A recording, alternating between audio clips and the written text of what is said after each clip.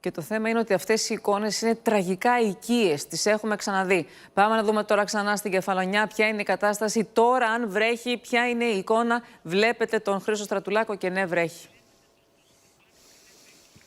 Χριστίνα, πριν από λίγα λεπτά ξεκίνησε και πάλι να βρέχει, ενώ έχει σταματήσει η βροχή τις τελευταίες ώρες εδώ στην Κεφαλονιά.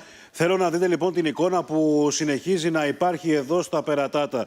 Θέλω να σου πω ότι σύμφωνα με τα στοιχεία τα οποία έχουμε, περίπου 300 στρέμματα έχουν πλημμυρίσει και τα κυβικά νερού είναι 70.000. Είναι τεράστιο το νούμερο για τόσο λίγα στρέμματα. Επαναλαμβάνω, 300 στρέμματα και 70.000 κυβικά νερού.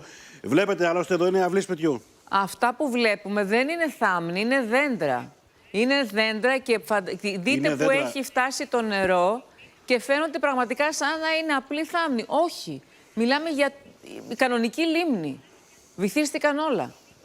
Ακριβώς. Είναι δέντρα, έχεις απόλυτο δίκιο, Χριστίνα. Δεν είναι θάμνη. Το νερό το οποίο έχει πέσει είναι πάρα πολύ. Δυστυχώς ήλπιζαν οι κάτοικοι ότι θα σταματήσει η βροχή και θα αρχίσει σιγά σιγά να υποχωρεί.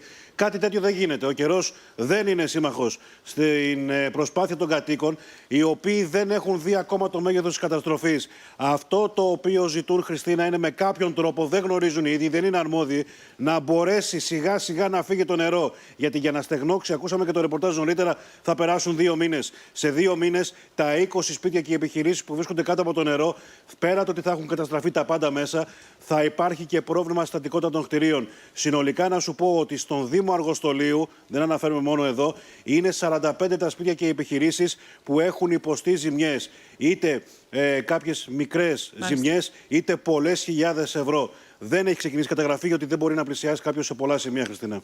Σε ευχαριστούμε πολύ, Χρήστο. Και δεν είναι μόνο αυτό, είναι και τι γίνεται με τη γη που μετά από τόσες ημέρες όπου έχει όλο αυτό το νερό δεν θα μπορέσει μετά τουλάχιστον κάποιες καλλιεργήσιμες εκτάσεις να καρποφορήσουν ξανά, γιατί είπαμε το έχουμε δει δυστυχώς να συμβαίνει σε άλλες περιοχές.